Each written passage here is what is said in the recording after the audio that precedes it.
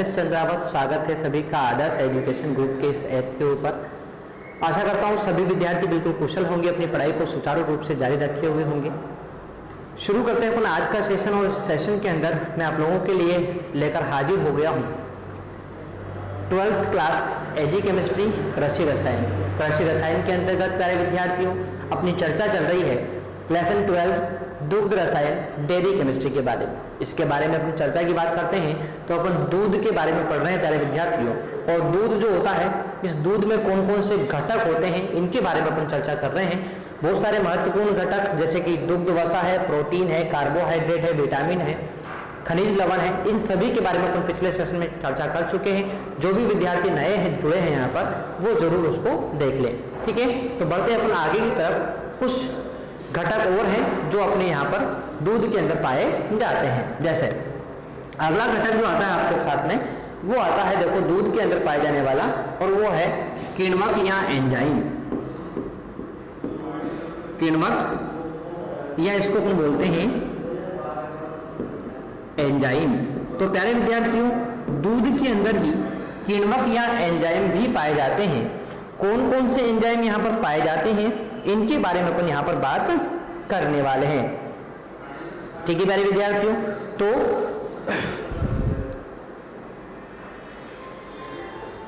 किण्वक जो होते हैं अपन बात करते हैं तो देखो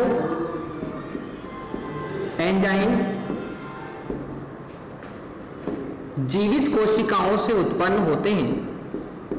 और अपन जानते हैं कि भाई जीवित कोशिकाएं अपनी क्या है, जो भी पशु से दूध उत्पन्न हो रहा है उसकी जैविक कोशिकाओं से ये उत्पन्न होते हैं। उत्पन्न होते हैं और कार्बनिक उत्प्रेरक की भांति कार्य करते हैं। कार्बनिक उत्प्रेरक की भांति क्या करेंगे, ये कार्य करते हैं। ये अपने कार्य में बहुत ही विशिष्ट होते हैं प्यारे विद्यार्थियों। ये अपने कार्य में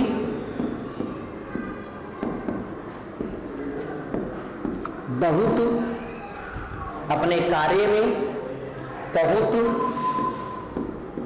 विशिष्ट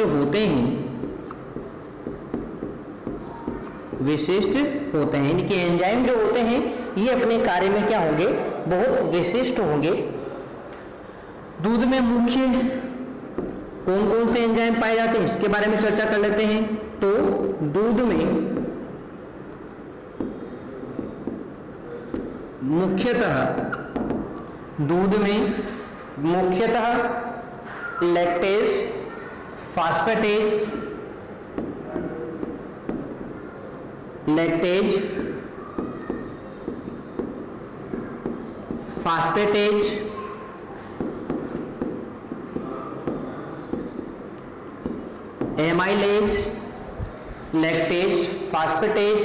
amylase,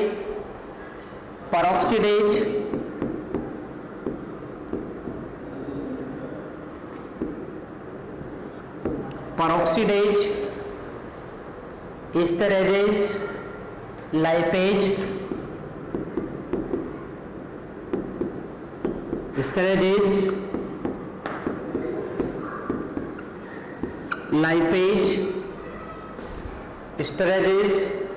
lipase, xanthine oxidase,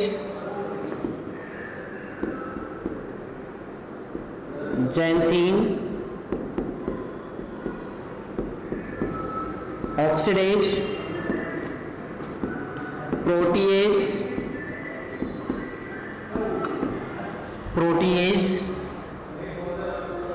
catalase,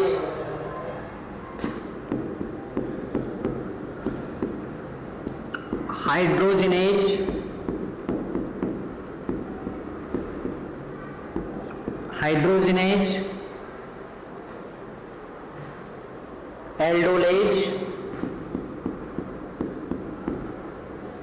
aldolase, enzyme पाए जाते हैं।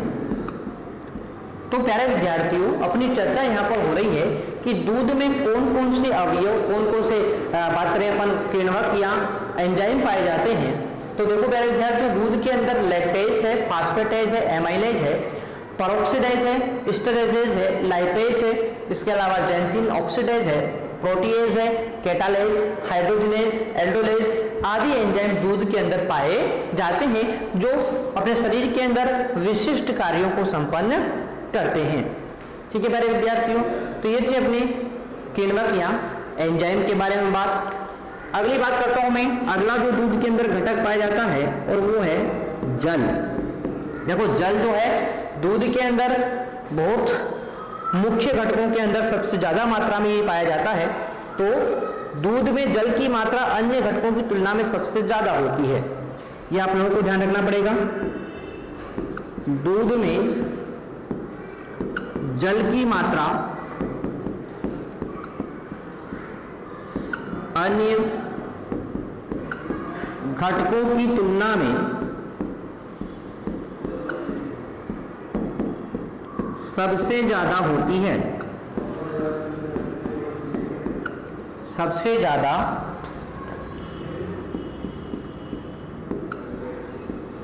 होती है। ठीक है, तो दूध में जो है ये सबसे ज्यादा पाया जाता है कौन? जल। गाय के दूध में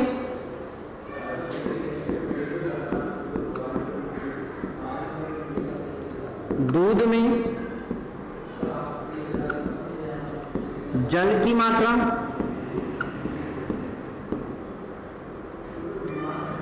83% तथा भैंस के दूध में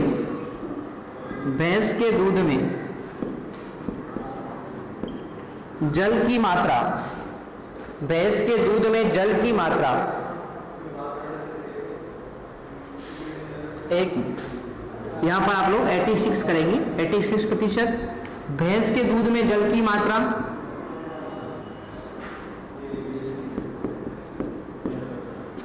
83% होती है। यानी कि गाय के दूध में जल ज्यादा होता है, भैंस के दूध में जल क्या होता है? थोड़ा सा कम होता है। ठीक है, दूध में अधिक जल होने से दूध के घटकों की पाचकता बढ़ जाती है। ठीक है, ये बात ध्यान रखेंगे। दूध में जल की उपयोगिता क्या है इसके बारे में अपन बात करें तो दूध में अधिक जल उपस्थित होने पर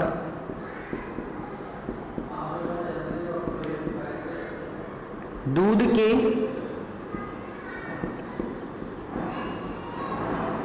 अन्य घटकों की पाचकता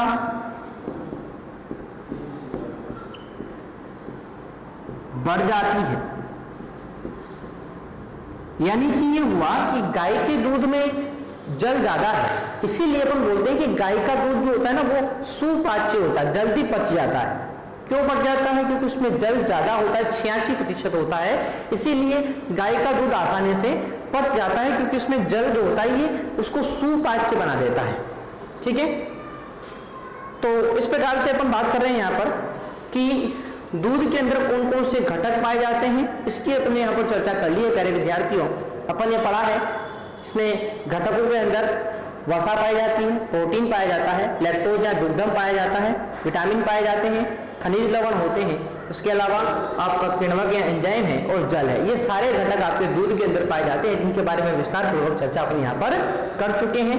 तो ये थी अपने दूध में उपस्थित विभिन्न प्रकार के घटक। आशा करता हूँ सभी मेरे प्यारे विद्यार्थियों को यहाँ तक की विषय वस्तु बिल्कुल समझ में आ गई होगी। आप लोग जो है इसका स्क्रीनशॉट ले लिया करें, ताकि आपके नोट्स बनाने में बिल्कुल कोई परेशानी का सामना आपको नहीं करना पड़े। ठीक है मेरे विद्यार्थियों, चलो बढ़ते हैं अपन आगे की तरफ। अब अपन ने यहाँ पर चर्चा तो कर ली है कि कौन कौन से घटक जो हैं वो दूध के अंदर पाए जाते हैं, अब अलग अलग जाति के जो पशु होते हैं उनके अंदर दूध का संगठन अलग अलग होता है।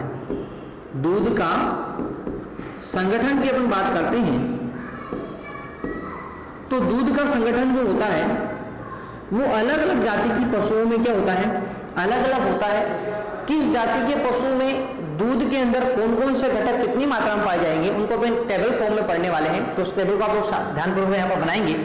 देखो टेबल में सबसे पहले लिखना है आपको पशु की जाति, ठीक है। जाति के बाद लिखेंगे अपन यहाँ पर कि उस दूध के अंदर जल कितना पाया जा रहा है, ठीक है। इसके बाद अपन लिखेंगे उस दूध के अंदर ठोस पदार्थ कितना है, ये अपन लिखेंगे। इसके बाद लिखा जाएगा यहां पर अपन लिख लेते हैं थोड़ा सा इसको, कुल ठोस लिख लेते हैं। कुल ठोस कितना है, आगे लिखेंगे वसा रहित ठोस,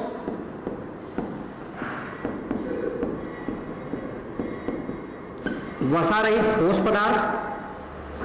इसके बाद अपन लिखेंगे यहां पर वसा प्रोटीन दुग्धम, वसा प्रोटीन दुग्धम खनिज पदार्थ, ठीक है मेरे विद्यार्थियों। तो इस प्रकार से एक टेबल अपन को बनानी है कि कौन सी जाति का जो पशु है उसमें दूध के अंदर कौन कौन से घटक कितनी कितनी मात्रा में पाए जाते हैं, इनको अपन एक टेबल की सहायता से यहां पर पढ़ने वाले हैं। तो आप लोग उसको साथ साथ नोट करते रहेंगे, ठीक है मेरे विद्यार्थियों। चलो बढ़ते हैं अपन आगे की तरफ। सबसे पहले गाय का दूध, सबसे पहले गाय का दूध अपन लेते हैं। जल होता है इसमें 86.61%।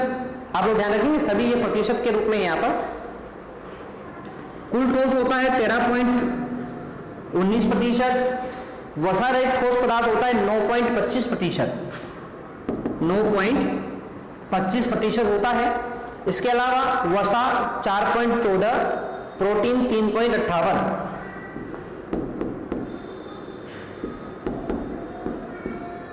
दुग्धम और खनिज पदार्थ की बात करते हैं तो दुग्धम 4.96, खनिज पदार्थ 0.71,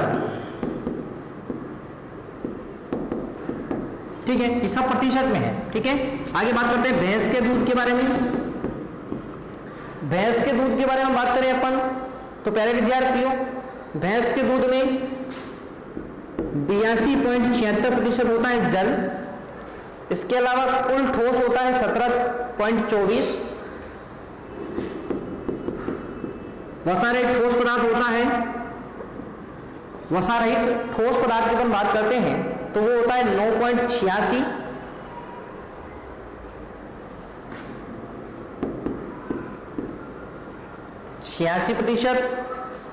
इसके अलावा वसा होती है 7.38, प्रोटीन 3.60।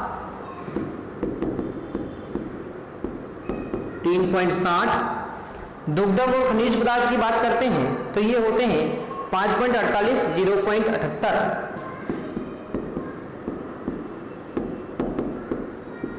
ठीक है मेरे विद्यार्थियों। अगला जाति का बात करें अपन तो औरत या मनुष्य के दूध में बात करें अपन तो 87.43% सबसे ज्यादा जल पाया जाता है। इसके अलावा 12.57% कुल ठोस पदार्थ होता है।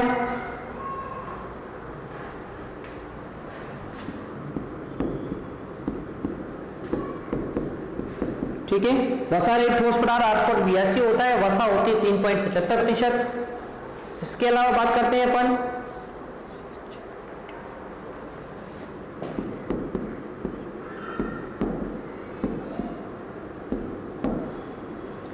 ठीक है। प्रोटीन होता है 1.63%, दूध होता है 6.58, दुग्धम होता है 6.58%, खनिज पदार्थ 0.21% होता है। ये औरत के दूध की बात हो गई है। बकरी के दूध की बात कर लेते हैं अपन। तो बकरी का दूध की बात करते हैं, इसमें 87% तक क्या होता है, पानी होता है, जल होता है। इसके अलावा सारे घटक कौन कौन से कितनी मात्रा में होते हैं वो सारे मैं यहाँ पर एक साथ लिखा देता हूं आप लोगों को।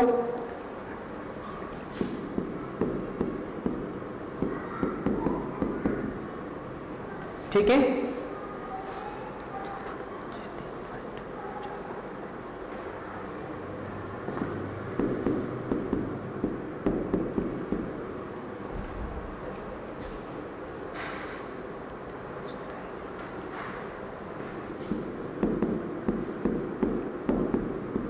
ठीक है, ये बात होगी अपनी बकरी के दूध के बारे में। भेड़ के दूध के बारे में बात करते हैं अपन। तो प्यारे विद्यार्थियों, भेड़ के दूध के अंदर 80% तक पानी होता है, 80.71% तक पानी होता है। इसके अलावा बात करते हैं अपन तो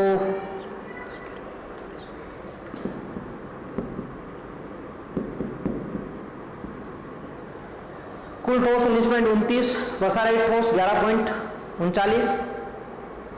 वसा और प्रोटीन की बात करते हैं,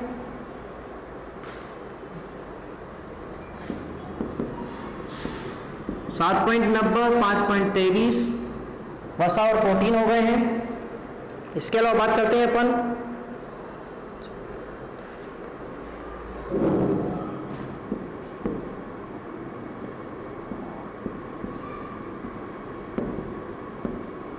दुग्धम 4.48, खनिज पदार्थ 0.90, सॉरी 4.81 कर लेना इसको आप लोग। ठीक है,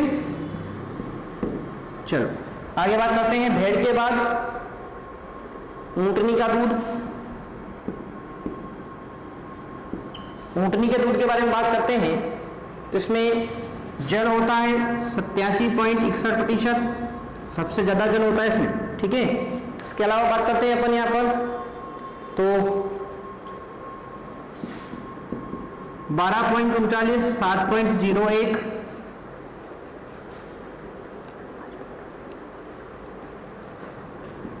5.38, 2.98,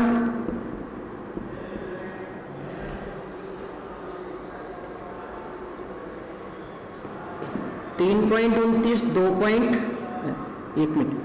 3.29 होता है दुग्धम, 0.70 खनिज पदार्थ होते हैं। ठीक है, ये ऊंटनी के दूध की बात हो गई।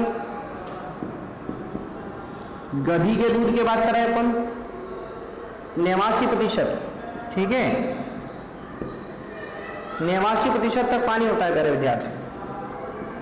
ठीक है, तो यहाँ पर देखो पानी की मात्रा जो है अलग अलग होती है। गाय के दूध में 86%, 82, 87, 87, 80, 87 और 89। गधी के दूध में जो पानी की मात्रा होती है 89.03 होती है।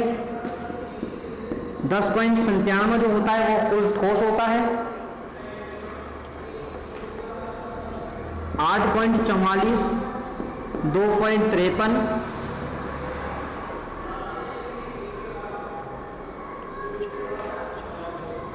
2.01, 6.07 और 0.41 खनिज पदार्थ होते हैं। ठीक है, लास्ट अपन बात करते हैं घोड़ी का दूध।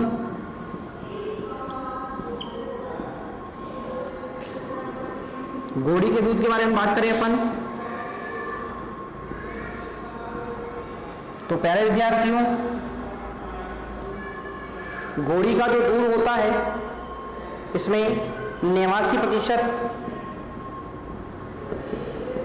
जल होता है, 10.96, 9.37, 1.59,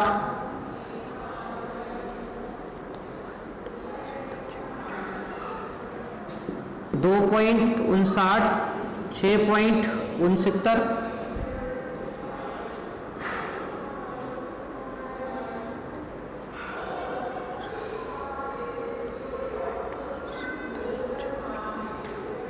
2.69 है, 6.14 है।